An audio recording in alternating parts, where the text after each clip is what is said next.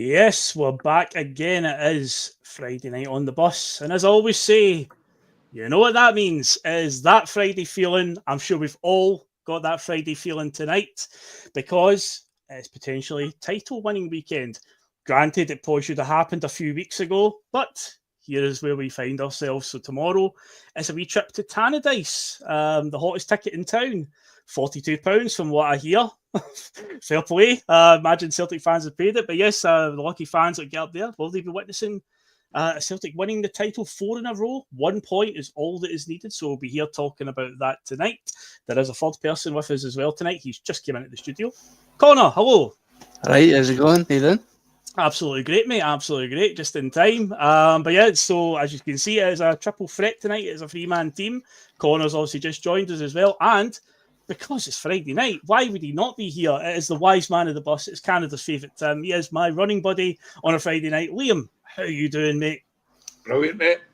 No big week for football. I mean, in comparison to last week, I feel like nothing happened. But still plenty to talk about. Nice to see Connor again. How you doing, mate? Nice to see you too, mate. How's things beside scorning Greg Taylor every other week? How's it going? Mate, I don't know if you listened last week. It was like I did. flailed, ripped apart.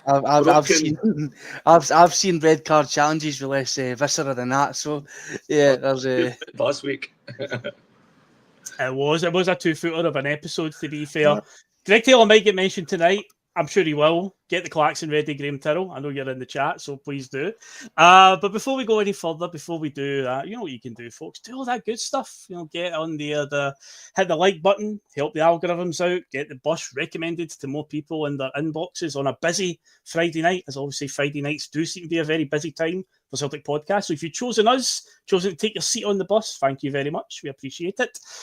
Get involved in our comments section tonight. There is a poll as well tonight. I will check the results later on. And tonight's poll question is, in relation to what we'll be talking about tonight, what do you Celtic fans prefer? Do you prefer Celtic to win the title on a canter, or do you prefer when it goes down to the wire?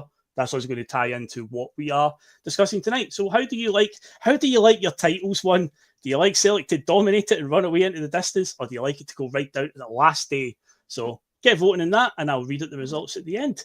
But let's see who's in tonight, who's getting involved in our comment section. We have got Ian McIntosh is in, Jim C is in, Patrick McLaughlin is in, Pato is in, Monty is here, Jim Dolan is here, Joe Henry is here, Graham Tyrrell's here. He's got the klaxon ringing already. There it is, right there, right on time. Paul Maguire is in. Gary Brown is here, and Alex Forsyth is here. So, yeah, as I will say, all killer, no filler, all the favourites are back on a Friday night on the bus. Hit the subscribe button if you're brand new to the channel and you haven't done so yet, and you want to keep the bus in your life that wee bit longer, then please do so. Hit the bell notification. You'll be reminded when we're on the road. And you can still go over at piesports.com. Get your tasty pastry treats with Bus 1888, 12.5% off of your orders. And yes, with all that said and done, all the good stuff out of the way, a wee player teaser to start for the show tonight. Yeah, I think we'll do that. So tonight's player teaser, he's only got 4 clubs on his CV. I think it's quite an easy one. Let's have a wee look. He's played for Lyngby, who are a Danish team. That's a big clue. Dundee, Celtic, and he's played for Brøndby. Of course, are also Danish. So a massive clue there in the 2 of the clubs that he played for, the nation that they're from. But yes, Lyngby, Dundee, Celtic, and Brøndby. And we'll come back to that one at the end of the show. Okay, so with all that done, the brain now working with the teaser. Let's get into it. Let's get into tonight's Friday feeling. On the agenda tonight, we'll be talking tedious times. Tedious is the word, it seems, of the week at the moment. So we'll be discussing that. We'll also be looking ahead to the game at Tanadise tomorrow. The PFA Team of the Year came out this year. We'll have a look at that. There's a few interesting observations there. And we'll get into it then. So let's go with the big story. Let's talk about tedious titles and tedious trebles, because the Daily Mail this week posted an article. I'm not going to go through the whole thing, but the journalist, in inverted commas, Callum Crowe, sorry, Brendan, but this is going to be the most tedious, in capital letters, because he really liked to hammer home his point there, treble of all time. Celtic boss Rodgers is on the verge of a historic third clean sweep of domestic trophies as Parkhead manager. but how does he keep his players and himself motivated for next season when team stranglehold on Scottish football has made everything so predictable? Club will start next campaign as favourites to win another treble, and the current lack of competition in jeopardy is surely not healthy for the game. So I say, I'm not going to go through everything in the article. I'm going to sit and read it all. I think most of us have all seen it. I have went through it, had a wee gander. Liam, this discussion seems to come up every couple of years. It seems to do the rounds, just like league reconstruction does the rounds, and this one does the rounds well. Why does Celtic keep getting blamed for stuff like this? Doesn't the saying go, Liam, you can only beat what's put in front of you? I think we're a very, very unusual league or country, you know, when you want to throw so much focus negatively on one team. Like when I lived in Canada, you didn't one team, Edmonton Oilers, were running away with everything hockey. Not only that, they had one player setting every single scoring record, every assist record.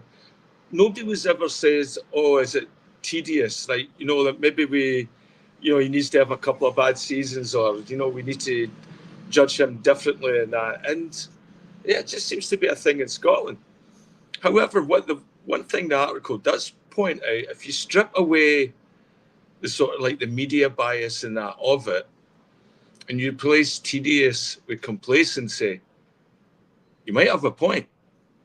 We don't look like we've ascended the way that we should have, like when we gathered all those points. And the one that hurts is the fact that we've shown up against Rangers now with the title in the bag, and I thought it was tedious watching Celtic the way they were trying to break down Rangers. And yeah, I find that part of the article, yeah, he might have something there, but I think it's shit stirring, you know, that's usually what it is. But I think us as fans and fans that have tried to be objective all season, you can see that there is a wee bit of truth in there that it is complacency. And that's what worries me about the Celtic team and about guys like Rodgers, when so much as your charm is based on like motivational speaking and talking and that and firing up and lifting players. I know in the modern game it only works so long. I mean, you know, he's already talking in his press conferences and that, you know, in code and that, and it gets a bit tiresome over the years. So I don't know, the modern game right now, what's the shelf life for a manager, and how long can you keep the same players interested? If he says what he's going to do and has change next season and new players in, then yeah, all those motivational tricks and gimmicks and all that, they're new to those new players, and or they'll be developed. If he's trying to use the same tricks or new tricks on the same players, I think, yeah, then that's where the complacency, and that's where, you know, Celtic could look a bit more tedious. That, yeah, we've done our job, just leave us alone, you know. And I don't want to do that as a fan.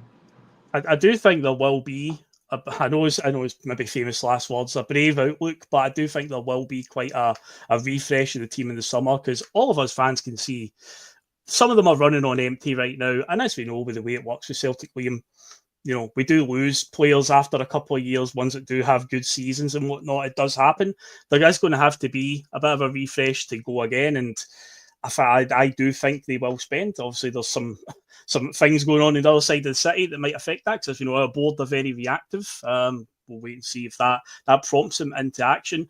But Conor, it's interesting that he is talking about this being potentially a tedious treble, because it was not just a year ago that Rangers at one point actually overtook us in the Premiership title race last season.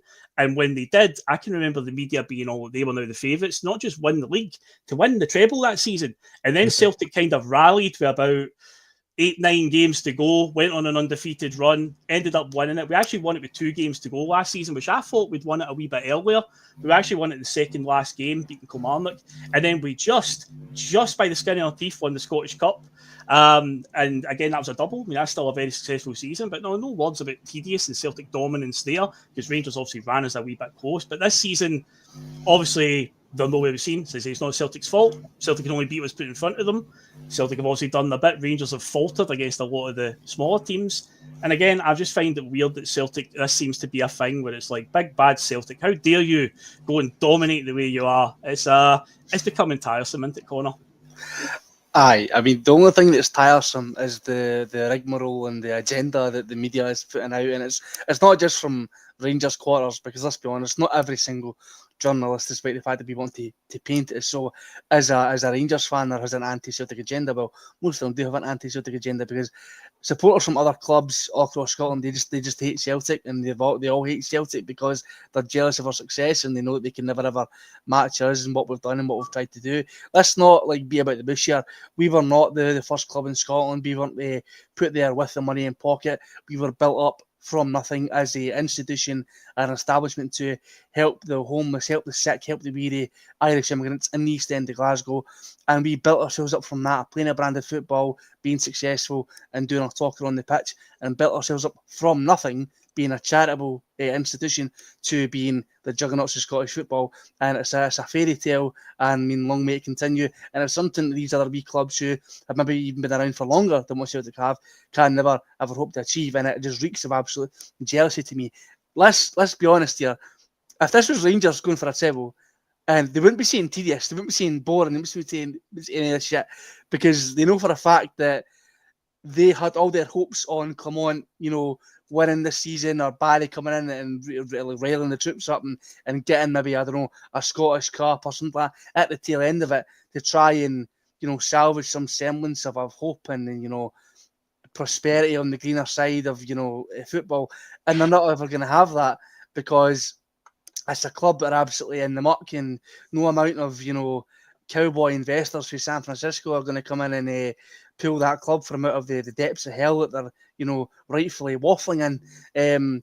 That's, it's quite hilarious, the fact that the media try to put this spin on it, they weren't giving it, it's boring and all that, when there was literally zero fucking fans in the grounds, and we had to watch, from our living rooms to see, Rangers win the title. That wasn't tedious, that wasn't boring, that was, unprecedented, that was amazing, that was historical, because they stopped Celtic winning 10 in a row and Rangers got 55.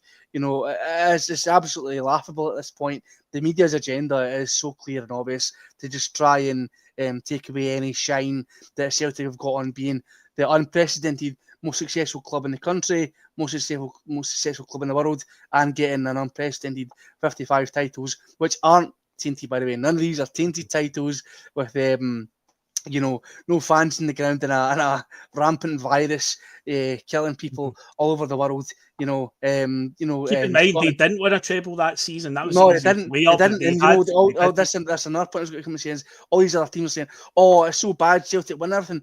Celtic don't win everything every season. No. Rangers won the League Cup last season. They won the Scottish Cup in Andy's first season. St Johnstone did a cup double in the same season that Rangers won the league. So teams can do it.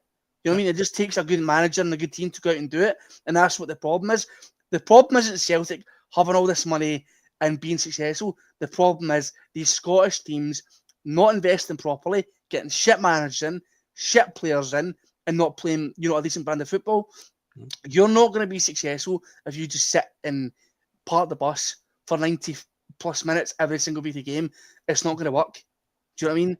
Callum Davidson revolutionised St Johnstone, got him a cup double, and Callum Davidson was robbed of Manager of the Year during the COVID season. He should have won Manager of the Year, but Steven Gerrard won it because he went through a league season undefeated and won a league title when anybody could see it, where they were handing in their COVID results to a private lab over in Belfast, when all the other teams in the country had to hand it into one lab in Scotland. So funny that.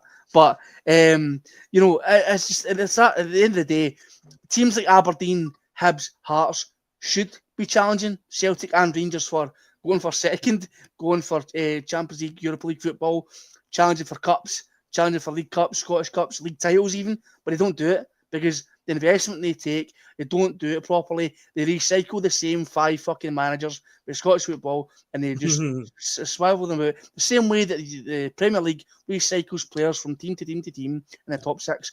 Scottish football does it with managers like your Derek McInnes's, Neil Lennon's, all the rest of it. It's the same guys, and it's never going to change. You need to think outside the box. You need to get players in, managers in, coaches in, think outside the box. Celtic did that with Ange Postecoglou. Nobody had heard of Ange Postecoglou before he came in. Nobody. He was fucking managing Japanese football, for God's sake. Right. And we can't say anything about him now because he came in and he did absolutely excellent, but it was a massive gamble on a club like Celtic who had it all on the line to lose, and he went out and he did it, and it paid dividends. Yep. So, well, Patrick McLaughlin said that Aberdeen thought outside the box. They did. Now I've got something to say about Aberdeen when we got into the PFA player there, because that's an interesting observation. They did that, but something you picked up on there, Conor, about other teams winning trophies. So let's usually on a Friday night back in the day we used to do Bustalgia, a wee bit of going back in time. Let's go back to 2012. Let's talk about football Armageddon. Remember that headline? Remember when Rangers had the misdemeanors? They caught up to them, and it was like, yeah, they're punted down to bottom division, and there was a big brouhaha about Scottish football's going to be ruined and whatnot. So here is the teams that did actually win trophies in that time from 2012 to 2016. St Johnstone, they won the Scottish Cup. Inverness won a Scottish Cup. Aberdeen won the League Cup. St Mirren won the League Cup. Hibs won a Scottish Cup. Hearts won a Scottish Cup. Kilmarnock won a League Cup. And Ross County won a League Cup, all between the years of 2012 and 2016. Realistically, Celtic should have went and won everything during that spell, but we took our foot off the gas because, again, maybe we just thought this will be a scoosh. Do you know who else didn't win anything during that time? Because regardless of them being third division, second division, whatever, they still had the second biggest budget in all Scottish football, bigger budgets than Inverness and Ross County. Rangers, they couldn't win a League Cup or a Scottish Cup in that time as well. It just goes to show you that, during that time when they were down apparently at their weakest, and it was handed to Celtic on a plate, Celtic didn't go and dominate. It was quite funny how once they came back into the Premiership, Celtic went and won 4 trebles in the bounce. We're now staring down the barrel of 6 trebles in 10 seasons or something like that, or 9th treble overall it will be. But hey, tedious. It's going to be, 8 trebles was already a world record anyway. But hey, 9 trebles, why not? We'll make it another one, why not? But we'll get there when we get to the cup final. That's not one yet. There's still another hurdle there to get over. But it's interesting as well, Liam, that you go back to, and again, we can point to what happened in the past in the 90s. Do you remember any newspaper headlines? Again, we've said this before. Well, we need a strong Celtic to challenge Rangers. Oh, do you remember any of that happening at all back then? No, even when, Gerrard and, they have these brief flourishes with the Tyre Toon falls in love with the team again, Radio Clyde, they're all creepy bum time. And it's always this pure hype. It's always hype. And yeah, never ever is it about the challenge in them. I remember back in the dark days when they were, buying loads of players and cash and all that, and they were saying, you just could go out and do the same and all that, and they were right. We did go out and do the same, and then we did it better and all that, but there was never the clamouring for the media and for any sort of parity whatsoever, ranging dominance for some. It's like basic, mainstream media. That is the area of importance for them. That at all costs you need to hype up Rangers FC. It's a prerequisite to working in Scottish media, and that means when they've got nothing to do themselves, tear down Celtic. It's a weird country for that sort of stuff. It's different seeing it from the outside now. And, hockey media is pretty bad here, baseball, football, everything, right? But it's nowhere near like the calamity that goes on within the Scottish press and how acutely aware, to bring back a word, we as the fans are of it. It's very easy as a Celtic fan to find conspiracy theories and things like that in other parts of the news because you're so conditioned to being lied to and being gaslit and stuff from everybody, from like referees to certain journalists and all that, trying to just completely coax you into an opinion, that you normally would not have. And it's something else, man. Yeah, as Terry said last week when we did PMP, he says, Scottish football, it does everything it can to just sort of handicap itself and tear itself down.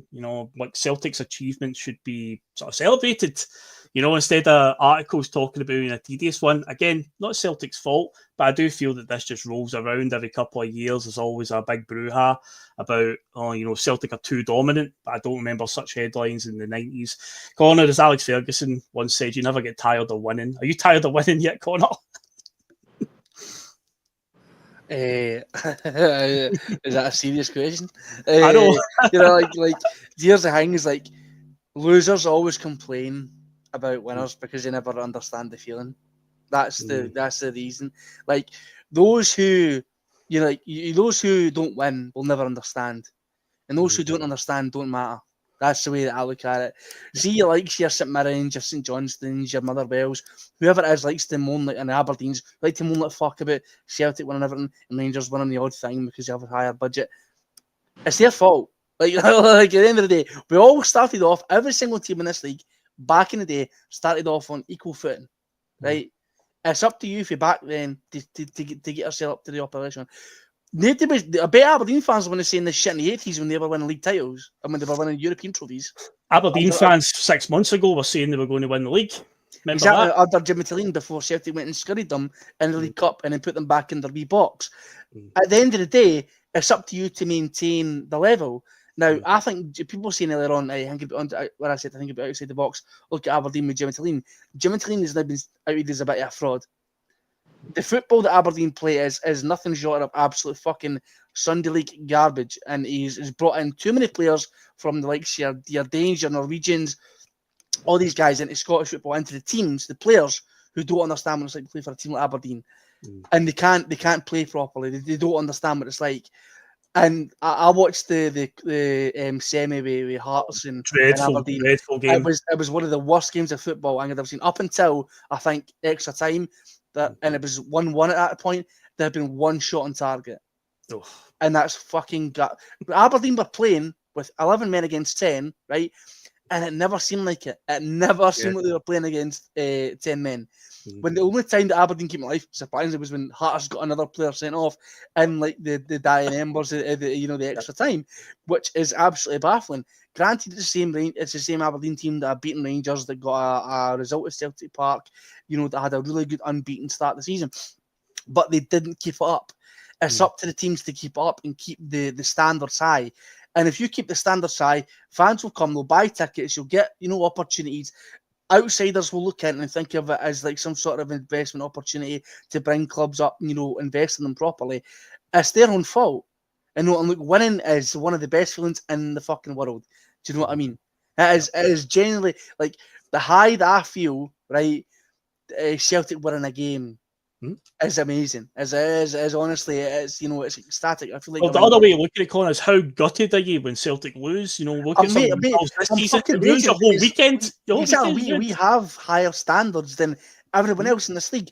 For a St Mirren fan, another fan, even a Rangers fan, you can lose a game and you can recoup the next game. You can't lose the game as a Celtic fan. Otherwise, you are like me. I'm very reactionary, as you know. I want the whole team like a week's wages docked. I want them to having to train out in the pissing cold rain and crawl through in the army drills and all the rest to try and get their spirits back up. Like it's generally quite bizarre. Like it's such a unique organism inside the football. The way that the Celtic mind works, and the way that we want our team to perform, and it's why the reason that players can come down from the Premier League, the highest and best league in the world, and I use that in massive quotation marks because I personally detest the Premier League for a lot of reasons. But they come down to Scotland and even go to teams like Rangers and they can't cut it.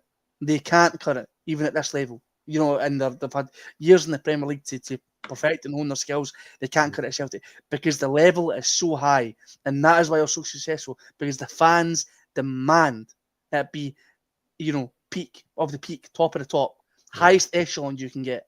And that is no bones about it. And if you do that week in, week out, you'll be successful. That's what these teams need to realise. You need to demand more. You can't just switch off and say, I've been out for 10 kebabs and 20 pints at the weekend because I'm playing with St Johnstone. It's fine. You're a professional fucking player. So what Adamida did last weekend. But he came and scored the goal, so it's all right. But, he did, but at the end of the day, you're a professional football player earning more money no matter who you play for, that most supporters going to those football games will ever see in their entire life. And you owe your livelihood to the fans and the fans of teams that you'll end up playing for. So you need to give it your all for them. And that is what Celtic players do. That is why they're successful. Not because of the fucking money and not because of, investments on this shit. Look at Man City. Man City have got some of the highest, paid players on earth, some of the, highest, the highest paid manager on earth. Investment out the wazoo. Look at them this season. They were fucking shite. Maybe they get tired of winning.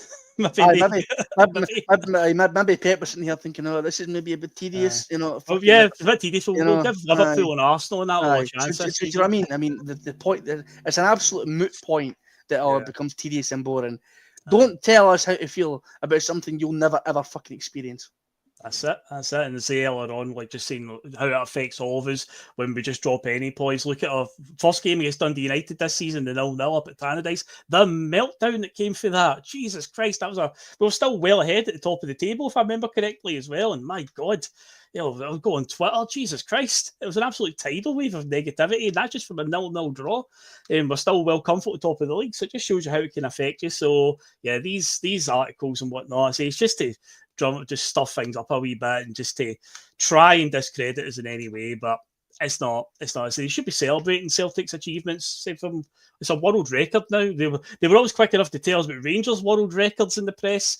Well, Celtic, as it stands right now, have got 8 trebles, which is a world record. If you get 9 trebles, that'll be them adding to the world record. So again, equal. It should be treated equally in that one, but it'll never change, I'm sure, in a year's time. Again, if we're dominating, this article will roll around again. Celtic are too dominant. But anyway, speaking of dominant, the PFA Team of the Year came out this week. So I've got the list of it here. It's very Celtic dominated. So we've got Kasper Schmeichel as a goalkeeper, Alistair Johnson at right back, CCV centre back, John Souttar as the other centre back, Penrice, not Greg Taylor, as the left back. Imagine that one, Liam. Raskin, McGregor and Hatate are the midfield 3, and Kuhn, Dalby of Dundee United and Maeda, of course, are the front 3. A couple of interesting observations. No Hibs players made the team, despite their brilliant run from December. They haven't lost a league game. David Gray is definitely in with a shout of winning Manager of the Year, if you're going to look at it from that point of view. I mean, Brendan wins the treble, then he's most successful. But, if you want to look at it from the point of view of, well, this guy doesn't have the budget and he's taken them from bottom of the league, when most people thought David Gray was going to get sacked, took them to third. But yeah, none of them made it. So Josh Campbell, the likes of Martin Boyle, Jack Iredale didn't make it. There was no Lennon Miller in the team. For all the talk about Lennon, he's had some injury problems this season as well. No Aberdeen players after their blistering start, Nisbet, McGrath, even Shinnie, none of them at all. So Team of the Year, pretty much agree with all that, other than Greg Taylor not making it, Liam. Is that the only change you would make there? I'm raging Greg Taylor didn't make the team. I'm sure you are. I mean, I should definitely put James Penrice on our radar. I look at those teams just to see who looks like that up-and-coming Scottish players, and then see who they got there. Yeah, so I think he's worth having a look at, Penrice, for that position. As we do know, it's a hard position to fill. The Hibernian ones, I think they're just well coached, and they could win Team of the Year despite us winning a treble, because I think that run that they've went on is really good for Scottish football, and it's good to see a team like Hibs building up a resilience that doesn't come to a halt once they play one of the Glasgow teams. So good on them, and I think they got a few players worth watching as well in that Hibs lineup, and the Celtic players that are in there, I think they're on their way a shout. I mean, Kuhn is definitely on the first half of the season. Yeah.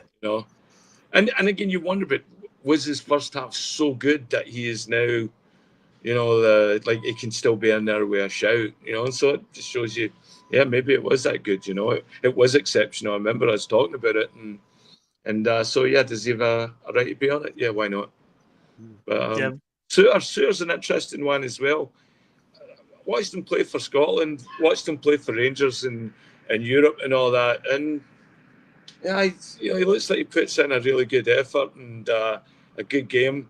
I like him because he's like Goldson a wee bit. There's always looks like there's like a mistake in him, you know, he panicked, I think, and all that. So, yeah, it's good to keep an eye on him, and you know, he'll be going nowhere now, so that's good. That'll give us a few more chances for the Daizan show next time we play them. Aye, hopefully. But Conor, any other Celtic players you think might have had a shout, or do you think that's probably the right crop of Celtic players? Schmeichel, Johnston, CCV, McGregor, Hatate, Kuhn, Maeda?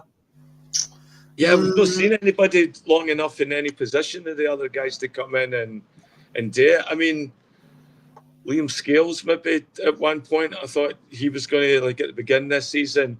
If you feel like at his beginning of the season and Kuhn's beginning of the season, you know, could say that Liam Scales might have had a shout there, but no, there's not really that many Celtic players that I think have had a really remarkable season, other than Dyson Maeda and Kasper Schmeichel. That's my two. I think everybody else has just performed as expected, but nothing exceptional. And Conor, anybody you think might have made the cut, or that probably about right? I feel like you can maybe give Engels a shout for the midfield, but then I think the number of Celtic players at that point would maybe just get ridiculous for the team of the season. I feel there's a couple who shouldn't be in there. Raskin shouldn't be in there for whatever fucking... I knew you were going to single him out. I know. No, just him. John Street as well. Done nothing impressive. Just turns up and puts in a shift. He's been at fault for multiple goals this season for Rangers and against Rangers. And I feel like if you're wanting to look at players who deserve team of the season, and the team who's done arguably the best form outside the Celtic this season is actually Hibs, you look at somebody like Rocky Bushiri, who, like, I've thought, and I probably still think deep down is a bit of a fucking donkey, but has actually been part of the rejuvenation of Hibs this season and really stepping up to the plate, and has been quite impressive. Even scored that winner against Rangers as well. He more likely deserves to be on a team in the season ahead of somebody like John Suter, who has just been nothing but bang average. Same thing with Raskin as well. Raskin's scored a couple of goals and pinged a couple of okay passes, but it's nothing more than what guys like Engels and that day week in week out consistently through all season. Same thing with Cam McGregor as well, whose scoring has just been, absolutely, ridiculous this season as well. Let's be honest, it's the same Rangers team who lost to Queen's Park in the Scottish Cup. So does any of them really deep down deserve to be in the team of the season in terms of the teams, the best in Scotland? No, really, let's be fair. I did like Raskin's assist for Dyson Maeda in the League Cup final. I thought that was a fantastic ball that he played there. Lovely brilliant header, fantastic. Touch, yeah. Then Dyson Maeda just did the rest. But yeah, in terms of the Hibs, I thought that Josh Campbell would have been in with a shout. I mean, he scored 2 against us when they beat Easter Road, but he's been quite decent for them this season. But yeah, no Hibs players, no Aberdeen players. No Lennon Miller, he didn't make it in, and yeah, it's a pretty dominant Celtic team. Dalby of Dundee United, who'll be playing against tomorrow, he's the centre forward in it. I think he's got 14 or 15 goals this season, so he's a bit of a danger up front. So we need to look out for him tomorrow. But yeah, it does say it's as expected. We are on course to win a treble, so no surprise. Celtic dominate it. Another wee headline before we came on, about an hour before it, the VAR review came out for this month, or last month or whatever. In fact, it will be April, for the month of April, and yes, Willie Collum and Gordon Duncan had a wee quick scroll through it just to see if there was anything of note. And right at the very end, there was 2 incidents from last week's game against St Johnstone. Me and Terry talked about it on PMP last week. I think ultimately both were the right decision. Funny enough, Collum did say that the referee did come at the right decision eventually, but it was quite interesting again, to peel back and see what's under it, essentially, with the audio getting played, Liam.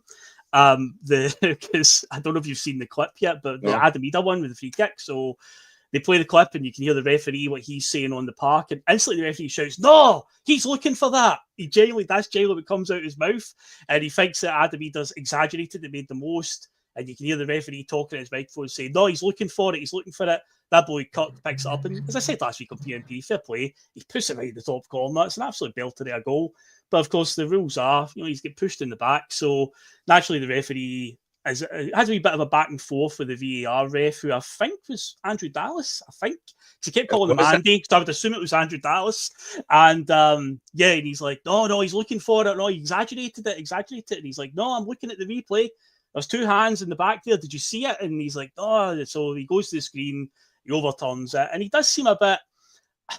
I know how this is going to sound. It's going to make it sound like, where his allegiances lie. I think he's just annoyed because it's maybe a black mark when a referee has to overturn the decision, where they have to go to the screen and then be like, oh, I got that wrong. God, I was so sure I had that right and I got it wrong. So he's like, okay, I'll restart the play and, give the free kick and whatnot.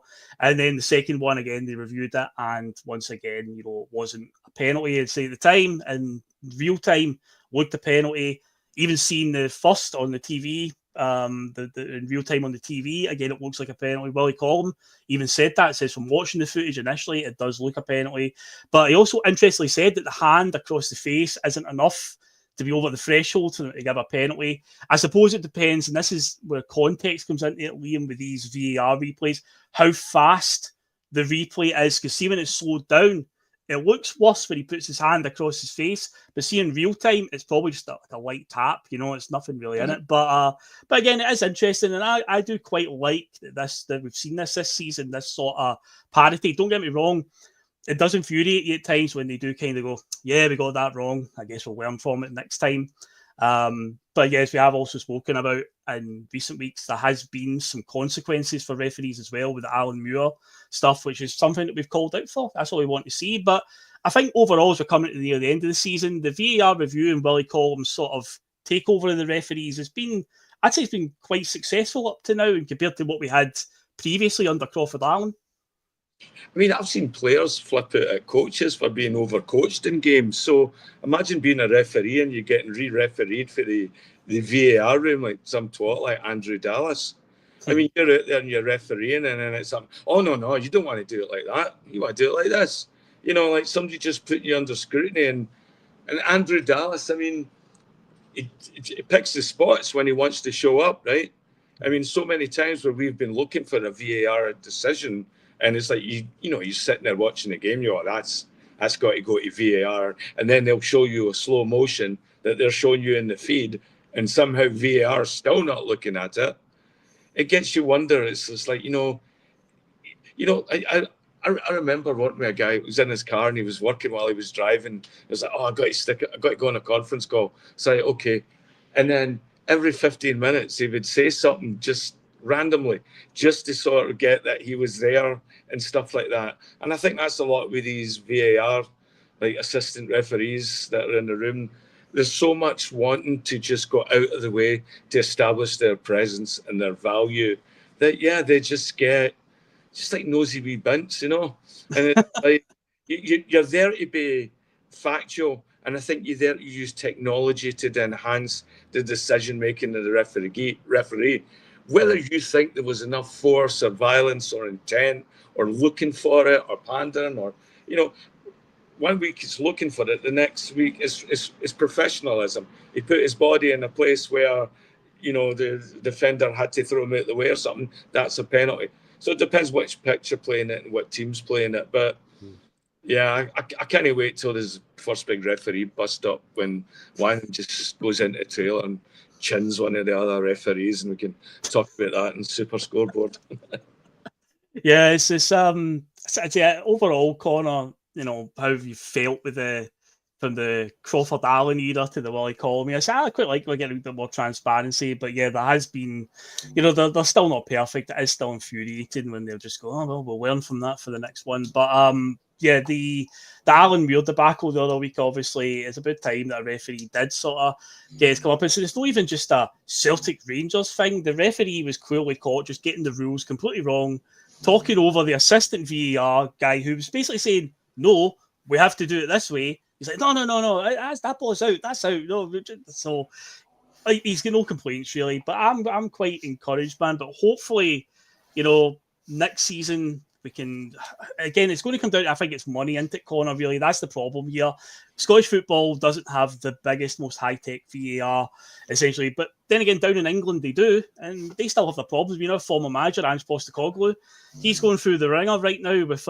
It's bad enough at Tottenham, but he's had many things to say after games about referees down there and VAR re-refereeing it, and that's probably the biggest problem, Connor, is that we are the referee. I just feel that the referees don't have another saying we like on the Boys Must the courage of their convictions to make decisions anymore. where they will wait till VAR tells them what to do rather than be committed and go, that is a penalty, that is a red card. Okay, if VAR steps in and says you got it wrong, fine, but it just feels like referees are just playing it so safe now. The most infuriating one for me is the offsides. The offside where the linesman won't put the flag up initially, he lets the play go on before putting his flag up, when you can see some of them are blind on the offside. So hopefully, Conor, next season we start to see, we can tweak it a bit more. But I say small steps in the right direction, I think, this season, but still a long way off. I mean, as a whole, I think it's quite interesting. As soon as you don't have a cream bun in charge, the head of referees at Rangers suddenly don't go through a record-breaking season with penalties for, and no penalties or next to the 0 penalties against them. Funny that. But it's like got my wee dig in there. But yeah, I think the whole, in terms of the VAR thing, the referees are using it as a crutch, for them to, as a license for them to like fuck up, and VAR will bail them out it, and that's not what it's meant to be used for. And there's also, there's instances where VAR is meant to be used for something that's clear and obvious. Like, if there's a clear and obvious foul in there that has been picked up, and, you can chop a goal off for that, they're then re-refereeing it, saying there might be a wee tiny niggly foul in there that we can use to chop this goal off for whoever it's for, not even just Celtic. And they're using that to then go back and change the outcome. And that's not what it's meant to be used for. It's clear and obvious errors. Red card challenge, you've seen, go back and look at it. Penalty wasn't given, go back and give it. Goal was clearly onside, you didn't give it, go back and give it. That's the, it's meant, VAR is meant to be black or white, and in Scotland it is a murky shade of grey, and that is the problem. And it's really, and these referees are coming in and like I call it Willie Collins syndrome. They come in and they alley Billy big bollocks, and they cut about the pitch like King another fucking big man because they can control the game and that. Like, Scotland is full of like guys who are referees who are wee pricks who have never been punched in the fucking face before. Like, that's the way that I like to look at it. Like, that's what they are. They've never been told no. They've never been told that they're fucking wrong, and I've never been clocked right in the fucking jaw when I've been being a mouthy wee prick. And it really infuriates me because they deserve all the criticism they get, the referees in this country. They don't help themselves. When a play is going on for 10, 15, 20 seconds that me as a member of the audience can clearly see as a mile offside or is onside, and they put their flag up, you're like, what is going on? And not to mention the fact that when the VAR does pop up, it looks like it's being done on a fucking smartboard for your high school for 10 years ago, like with the lines and shit other than Crayola marker. It's embarrassing. It's Poundland version of VAR, and I think it goes back to the root cause. It's like, you either invest some money to get the proper one in, or you don't get it at all. You can't go half-arsed in with with VAR, because it's a tool that's meant to aid the referees. It's not meant to be a crutch for them to rely on and help them get out of sticky situations in which they will inevitably fuck up in because the referees are so goddamn incompetent. It's meant to be a tool to help, clarify the murky areas of the game. But instead, it's making the waters even more muddy. You're sitting there in the stands, the VAR thing comes up on screen, the commentator comes over, Tannoy, you don't know what's going on, you don't know what the hell it's for. There's no clear, communication between the referee to the players, to the fans. It's really, really like how long it takes.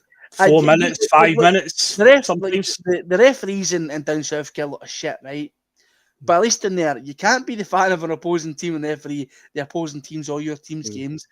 You are trained properly, you're full time, and you have the best of the best equipment. Up here, you could be a dirty, HUN bastard and referee a Rangers v Celtic game and get away with game decisions. And you can do it. And you can go in the bar after it and sink pints and all the rest of it. And you can, work in the highest of the high positions in the refereeing institution, and you can get away with it. Or you can be a Celtic fan, like Willie Collins probably is, and give decisions for Celtic in games. Bizarrely. And I think I don't want there to be unfair bias refereeing for Celtic. I don't want that. I want it to be fair and equal across the board. Like, see, at the end of the day, right? If there's like a decision gets made where Celtic lose a game, right? But it's the right decision. It's clear and obvious, right?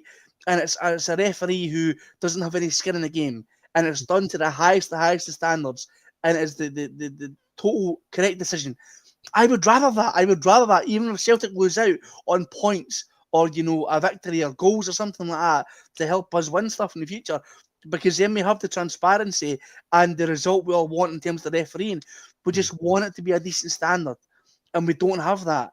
And the way that Scottish football is going and the way that it is ran, we probably won't have it for my lifetime. And that's a utterly bizarre, situation to be in. When you see how far football has came within the last 20 or 30 years or so to where it is now, to say that a major league in European football is not going to have competent, up-to-date, trained, professional referees who, aren't going to let their inner biases rule over their head in games, it's fucking bizarre. And it shouldn't be happening, but it is going to happen in Scottish football for many, many years to come. Because as much as Alan Muir, right, as the scapegoat and, the whipping boy in this scenario, right, that's one. I give it another 5 years before a referee is seriously reprimanded for a decision or a fuck-up they make in terms of what happens in a football game. Because what they're going to do for the next couple of years is saying, when people call out the referee and saying, oh, but I can't believe you're doing this. This is so wrong. You made the decision in this game against this team and that team. They'll then say, aye, but we sacked or let go Alan Muir like 2 seasons ago, so you can't say we're not doing it. Use that as an example. Aye.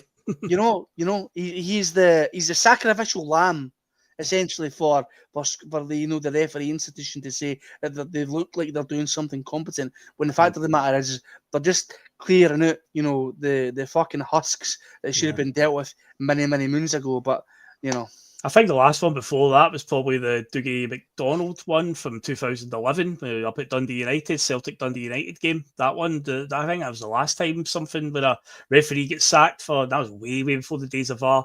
But again, just this closing point on VAR, and again, it's staring you in the face. If it takes 5 or 6 minutes to come to a decision by reviewing it on the screen again and again and again, it's not clear and obvious then. That's the crux of it, really, because that's the key word, Scott, as you said, clear and obvious mistakes. And we're seeing instances in the stadium, you don't get many clues what's going on. I know in England this season, they trialled in the League Cup where the referee would come and address the crowd after the decision was made. I don't think that would make much difference, because then you're still waiting for the decision to be made. But yeah, we'll see what happens. Like I say, I think there's been some steps in the right direction with the way the transparency Willie Collins tried to create this season. But yeah, we're still a long way off. Before we move on to talk about the Dundee United game, you may have seen as well that the Celtic season ticket renewal window is now open. They've gone up in price. I can tell you exactly how much it's going to cost me and my dad this coming season. Is £608 for myself and £395 for my dad's concession ticket. That is a bill of £1,003 for the season, and that doesn't include home cup ticket scheme and the European packages. So, and I think I'm on one of the cheaper tickets compared to some of the other ones you can get in the North Stand, because I'm in the Lower Jock Steam. But yeah, that's the prices. They've gone up. They usually do go up, but yeah, I think it worked out at 29 quid for myself, because the boy sits next to me, he's obviously got the same type of ticket, and he messaged me and says, our tickets have gone up 29 quid, so has to be expected. But Celtic will give us something for that money that we're investing. We want to see some big investment, although I did say a few weeks ago as well, Liam, that I spotted Martin Compston at Celtic Park a few weeks ago filming something, and I said, that'll be the season ticket video. And it was we doorway at Celtic Park. Although I think I said at the time, I says, here's a tagline for you, Celtic, have this one for free, step into paradise. That would have been, that's what I thought the tagline was going to be, but no, they that would have been a better one. Aye, back for the future. I was like, come on, it's right in front of you. Step into paradise, come on. No. I should look at Celtic's marketing team, honestly. I've told you this before, I know the guy who runs the social media department. I says to him when Adamida signed, I says, you should have unveiled him in the yellow away kit, and he could say something like, feels just like home, because it looked like a Norwich kit. I was like, there you go, you could have used that one, but nah, alas, they didn't. But anyway, season ticket renewals are out. More expensive again. Will we see the investment? Hopefully we do, Liam. Hopefully we do, because the prices can't keep going up in this current climate as well. But I believe the deadline is the 30th of May. So most people get paid at the end of the month. So there is still a wage to come for the end of April. And if you want to run it right down to the end of May, if you could get another wage in before then maybe. But it is quite a steep price this year. Well, you see some of these people at the football with other kids and all that as well, and you think the amount of money that they're pouring out. Christ, that's a lot of money. It's still nowhere near what you pay for American sports. Season tickets over here are double that, like hockey and stuff. And you've got 40 odd games a year to go to, even more. If you get baseball tickets and that. And all those are quite, average hockey ticket costs you around $200. So right now I think a season ticket's with £40 a ticket now. Is that even out right about there, Phil? Well, something like that. I mean, for home games, you're looking at in the 30s anyway. I know for tomorrow for the away fans, Tanadise. Tanadise tomorrow, the away fans are going to pay £42 for a ticket. So I mean, it's nice to see them. They're very good and they're very punctual about getting that stuff done and on time and out the door and all that. I wish they would take that same approach to player recruitment and how they deal with communication with the fans day to day about important subjects and things that the fans care about. I think at some point you're going to have to see people offering value. You're going to lose a lot of the fan base that supports Celtic year in and year out. And those are the families that are waiting to get a paycheck and things like that. And I think that's always really hard.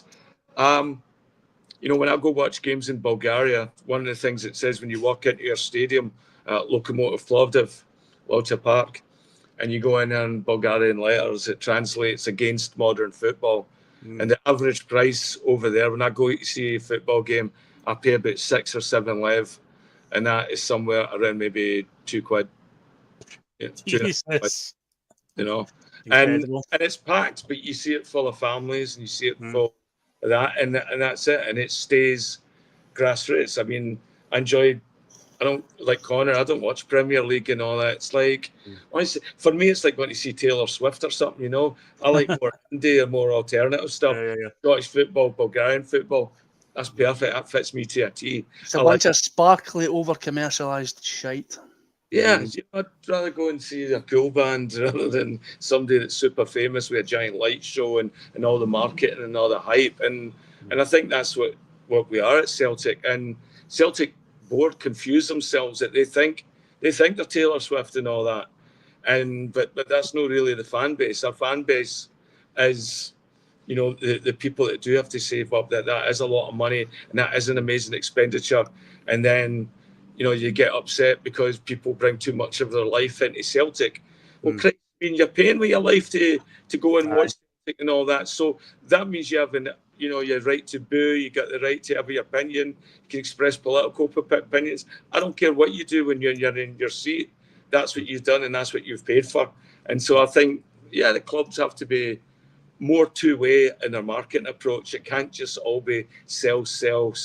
At some point, you're going to have to give people a reason to believe of what you're selling, Yeah. Well, don't get me wrong. Celtic do give you the option when you're paying for it to pay through finance, like monthly installments. They've got like a 4-month one and like a 9-month one, if I remember right. But yeah, if you're going to pay it in a one-off, then I say for me personally, me and my dad, it's going to be over £1,000. There's going to be people who are going to be the same, who've got 2 adult tickets side by side. Because my dad's on the concessions, so it is a bit cheaper, but both have gone up anyway. But say now with the champion, and this doesn't even include the European games. I mean, we've got this qualifying game that won't be included in it. I don't think. I think that because it's the playoff round. If we were, years gone by where we had to play like 4 rounds of qualifiers, we'd always get like the first one for free as part of the season ticket. And any home friendlies. Don't even play any friendlies at home anymore. It feels it feels like we just do away friendlies now, go on tours and whatnot.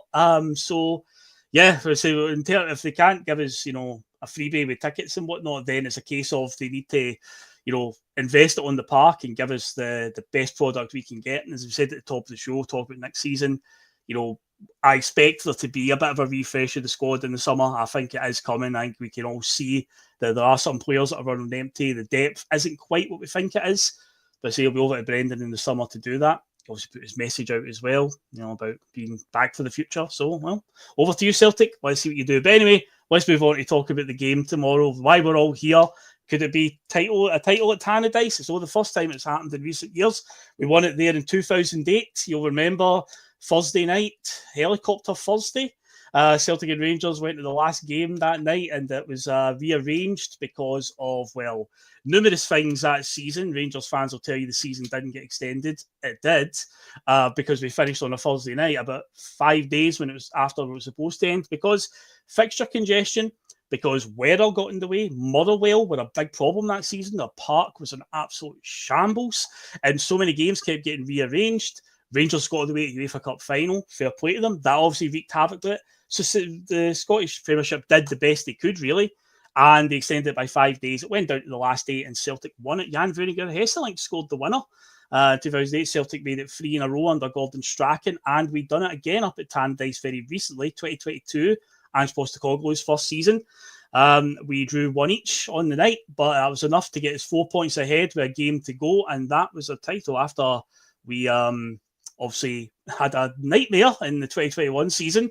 We go back to winning ways by getting the title back, the first of what we're looking now is going to be 4 in a row. So tomorrow, Conor, we go into a similar situation as 2022. We just need a point.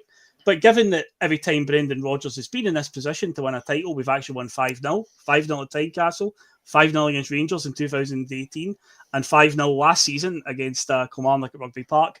I don't think we're going to go in settling for just a point, Conor. I think that'd be quite dangerous to go in going, we only need a point here. I think it will be tomorrow. Brendan will just tell them, you know what you need to do, go and put a show on. No, I think Brendan's probably telling him Big Adam needed to break out the bucky of the night so that tomorrow he's got a hangover so he can actually play fucking decent. But no, I generally do think that the team are looking ahead to try and make this, a league title day to remember. Obviously, I think they maybe feel slightly guilty that they couldn't get it for them at a home game and be able to celebrate it inside Paradise.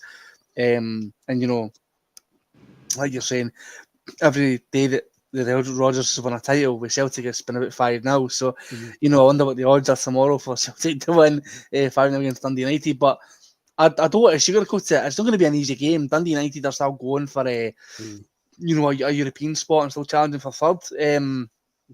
Because obviously, once league titles wrapped up, that's not the end of the season for these other teams. They're still trying to get, places and promotions and European spots and all the rest of it. So, and Dundee United are sitting fourth now, so they're trying really hard to, try and challenge Hibs for that third spot and stay ahead of Aberdeen as well. So, that you can get Conference League football. Which, we should be wary because the last time we went and played, Dundee United at Tannadice, it didn't exactly go our way. They were very, very stodgy, very, very hard to beat, and it wasn't one of our best days. So I do feel like Brendan's going to have to get the team, up and ready for the fight. But I feel like, you seen what happened last week against Kilmarnock, riding on a wee bit of a crest of a wave now. Celtic kind of knew that Celtic fans were wanting a bit of a response, and they'll probably know well in hand tomorrow that Celtic fans will want a decent performance to end the league season on, and I do feel that that's what we will get. You've got guys in that team like Dyson, McGregor, who are just absolutely on fire this season.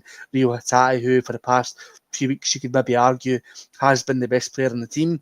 He likes to turn it off and turn it on occasionally, but when Rio Hatate does turn it on, you can't say he's not one of the best midfielders in the country by a fucking mile, because when he does turn it on, he is absolutely fabulous to watch. And he's kind of, on that level now. Hopefully it continues. Guys like Carter Bicker's coming back in. Liam Scales coming back in, taking that place ahead of Nawrocki and Trusty, solidifying, the back. Greg Taylor coming in, and I'm sorry to say this, Liam, Clarkson alarm, Greg Taylor's coming in, and he's actually done pretty well. I'm not going to sugarcoat it. He's done not bad. He's done actually pretty well. I do think this may be, coming to the end of Jeffrey Shupp's short Celtic career, because he hasn't, the past couple of weeks really, set the head of the light. He did pretty well when he first came in, but the last few weeks or so he's kind of waned and dipped a wee bit. So I do feel like Greg Taylor, and there's also rumours that he's going to get a new contract. So he's kind of came in and he looks as if he's going to be, doing that. Right back, I guess, also Alistair Johnson's maintaining his usual standards. But honestly, see tomorrow, I generally wouldn't be opposed to Anthony Ralston starting. And I've given Anthony Ralston like a lot of shit. Right. A lot of shit. Probably as much as the big man Greg Taylor. But I've given Ralston a lot of shit in the podcast the past like year or so because I think Alistair Jones was performing to that high of level earlier on in the season that the drop off to Ralston looked so, like drastic. At the end of the day, I think Ralston's a pretty decent backup, and he has got that, very good like cross balls in him, and he's got a goal in him as well, more than you can see Alistair Johnson does as well. And he's very, very physical, very strong, and he's got that thing in him that a lot of players, kind of don't have. Is like he die for the fucking jersey. So I wouldn't be opposed to starting Ralston tomorrow as well. Probably start Adam Ida up top as well. Maybe keep him starting to play because he scored last week. Maybe try and get him in a wee bit of form at the end of the season. Maybe going into that, Scottish Cup final. There's nothing to say that he couldn't, use his last few games to get himself, a good few goals in the bag as well. So yeah, I do think at the end of the day that tomorrow is going to be a massive, massive game, and I feel like we are going to cruise potentially to, title 55, unprecedented Kings of Scotland. 5 being the magic number. Most successful, team in the country, most successful team in the world, whatever you want to call it. Untainted, unprecedented 55. Here they come. Well, the one thing that's interesting about tomorrow's team selection, Liam, will Brendan Rodgers keep it the same that he's done the last 2 weeks? Because last week it was a bit of a surprise that he kept the same starting 11 that played against Kilmarnock. Obviously against St Johnstone, they went to town on them. But one man who might feature if he does do that would be James Forrest. Will James Forrest be on the score sheet? Will he get that goal? But the thing is, that would mean that Jota and Kuhn would miss out again if that was the case. But do you think he might stick with Forrest and Maeda either through the middle? Or do you think Jota maybe comes back in after getting a goal last week? Nicholas Kuhn, I mean, he was involved in the setup as well for Jota's goal. That outside of the foot pass to Alistair Johnson was excellent. That's what we like to see from Nicholas Kuhn. But it's good options for Brendan to have at this point. But I think we're all willing on James Forrest just to get that goal as well at some point, however he gets it. Whether it hits off of his backside into the net or whatever, we just want to see him get it. But hey, if he starts tomorrow, then it improves his chances. But how do you think he'll go with the front three tomorrow? I don't know. Rodgers is a hard one to predict. I definitely think Maeda should be in the middle. I really, really think you're doing him a disservice when you play him on the wing. I know he's good on the wing. He still contributes and all that. But what you're seeing is a striker in his prime as a striker.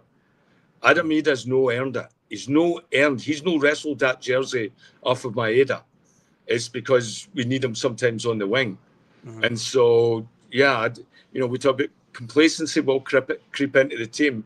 If Ida's just getting a game to play him into the team, despite scoring that goal last week, I don't know. I've still not seen enough from Adam Ida that tells me, he's the answer, or he's changed any corner, or that night it really helped him for some reason. So yeah, I'd like to see Jota. I'd like to see Maeda, and I think the way Brendan was talking about James Forrest at the press conference today, I think that's definitely he'll be playing. The way he was bumming him up and all that is like, it'd be difficult, I think, if he starts Kuhn. And again, great wee pass and all that, but Kuhn, it was yours to lose and you lost it. And so, James Forrest has every right to come in and get a chance to reclaim that place. And tomorrow will be a great game to do it, because I want to see the most competitive team. I want to see the players compete tomorrow to see who plays against Rangers at Ibrox. Because for me, that's not a nothing game. That's still a big one, No, it definitely is. No, we've said before, even if the title will be wrapped up, which it really should be. I mean, there is this scenario where Celtic might have a stinker tomorrow and it might roll over another week, and at the SPFL, they want to avoid these types of things. Well, you've just presented the chance for it to happen. Mate. You could have had the Hibs game next week for Celtic, but no, they opted to put the Rangers game next week. So if Celtic do have a stinker, which I don't think they will, I think they'll get it done. But there has been some stinkers this season, Liam. We can't ignore that. We were 1 week away from SFA meltdown. We could have had in 1 week the Pope could have died a week later, and in the same day, we would be having the honour guard and 2-minute silence for the Pope at Ibrox. Can you imagine the meltdown there? Oh my God, a nuclear bomb going off in Govan, that one. Jesus Christ. Man, that would be the meltdown of all meltdowns. But yeah, there is, of course, I say that scenario, but I don't think it will happen. I think Celtic will get the job done. And we won't go there. But I say the SPFL have created this scenario where if Celtic don't have a good day tomorrow, then it will roll over. And well, hopefully we don't go down that route. But anyway, but yeah, in terms of the game, one thing I'm just going to bring this up. I'm going to get your opinion on it, Liam. We're not going to go too deep into it. Did you see Callum McGregor's comments on Greg Taylor this week on this press conference? Oh, brace yourself. Maybe you'll put your fingers in your ears. He said obviously he wants him to stay, which you would expect the captain to say something like that. So that's fine, that's all good. He then said that Greg Taylor is one of the best inverted fullbacks in all of Europe. Well, he didn't say he's the best, he's one of the best. Who's in the competition? Is it him and Alex Valley? Because I don't see a lot of people. I don't think he's the right guy for that inverted position. I think you'd get so much more out of Hatate in that position. Hatate can turn with a ball. He's got some tricks. He's got that. Greg Taylor, you're just filling up the midfield for somebody to push the ball back to you. Honestly, I really don't. So I've lost my mind, Clarkson. Yeah, big time. I don't get it. I just saw that comment. I was actually in the process of typing it into the Boise Bus group chat, and I thought, no, I'm going to save it for Friday and tell you on Friday night. I thought I'll tell you then, because when I heard that comment, I was like, okay, I get it. Callum McGregor's the club captain, and he's going to say like, I want him to stay. That's totally fine. I get that, right? But then to then say he's one of the best inverted fullbacks in all of Europe, and I was like, oh man, that is. I mean, why is all of Europe not knocking on his door then, getting to sign a contract? Because he's out of contract in a couple of weeks.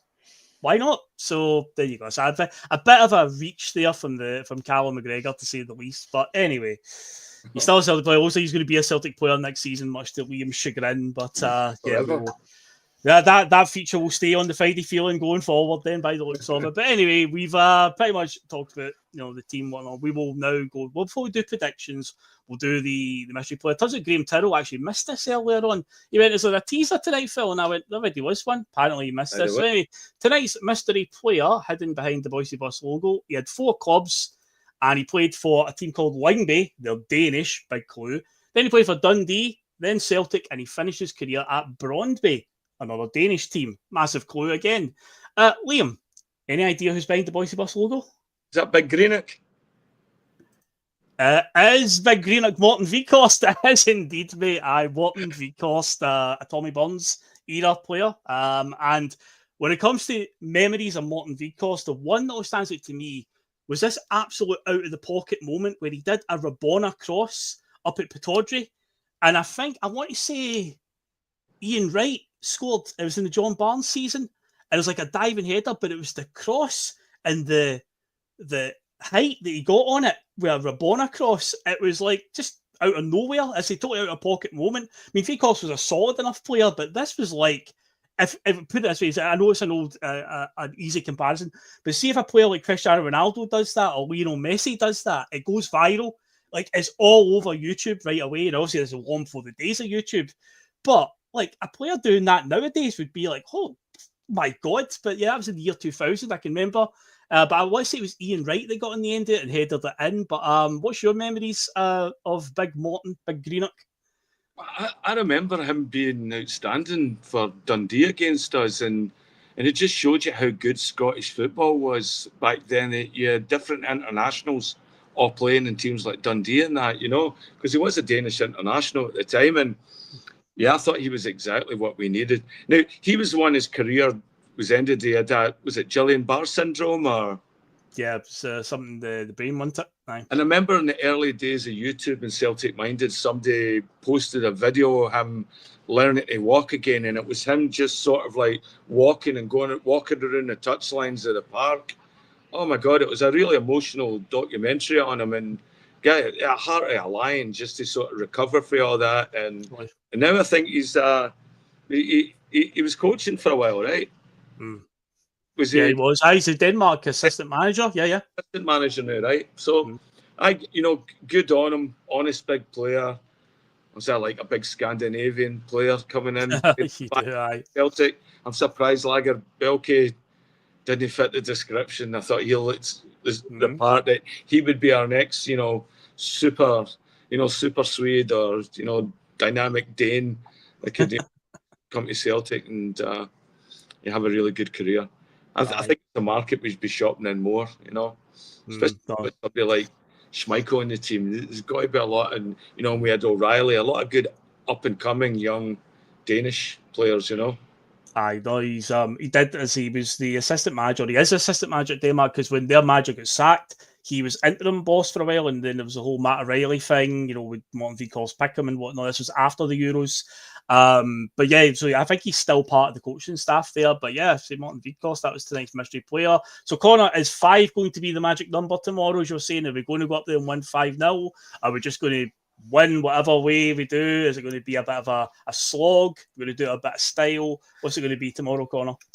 I mean, I wouldn't say better on it because every time I've told Errol to bet anything on this show, it's never fucking came to fruition. So I wouldn't say better on it, lads.